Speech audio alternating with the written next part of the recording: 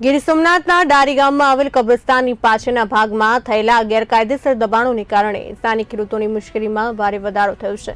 આ દબાણોના કારણે ખેતરો સુધી પહોંચવાના રસ્તાઓ સાંકડા થઈ ગયા છે, જેને પગલે ખેતીના મોટા સાધનો, ટ્રેક્ટર કે વાવણી માટેની સામગ્રી ખેતર સુધી લઈ જવી બિલકુલ અશક્ય બની ગઈ છે। ખેડૂતોનો આક્ષેપ છે કે દર વર્ષે આ દબાણોને કારણે વાવણીમાં મોડું થાય છે। સમયસર વાવણી ન થવાને કારણે જગતના તાતને મોટું આર્થિક નુકસાન સહન કરવાનો વારો આવે છે। ડારી ગામના સરપંચ ફારૂક કકાની અને મોટી સંખ્યામાં સ્થાનિક ખેડૂતો એકઠા થઈને તંત્રને લેખિતમાં રજૂઆત કરી છે। ખેડૂતોની એક જ માંગ છે કે ચોમાસું માથે છે ત્યારે આ સિઝન શરૂ થાય તે પહેલા જ આ તમામ નડતરરૂપ દબાણોને વહેલી તકે દૂર કરવામાં આવે। જો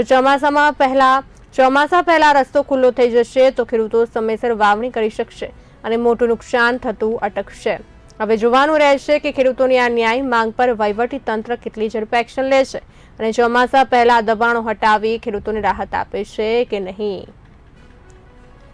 ડારી ગામના જે હણવટ વિસ્તાર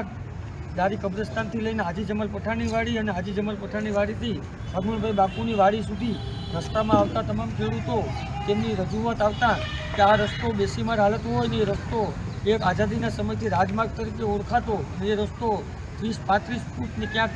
25 ફૂટનો રસ્તો હોય ને એ રસ્તામાં આજુબાજુના ખેડૂતોએ દબાણ કરી લેતા આજ રસ્તો આજથી 10 ફૂટનો રસ્તો બની ગયેલ છે અને રસ્તો બેસીમાર હોય એટલે ત્યાં અમે ખેતી કરવા જઈ શકતા ન હોય તમામ ખેડૂતો અને ખેતી કરવામાં બહુ પ્રોબ્લેમ સમસ્યા થતી હોય, વાહન વ્યવહાર લઈ જવાતો ન હોય અને ખેતીમાં ભારે નુકસાન હોય અને ચોમાસાની સિઝનમાં તો જ્યાં જરાય પણ જઈ શકતા ન હોય આવી પરેશાનીને ધ્યાને લઈ અને તમામ ખેડૂતોને સાથે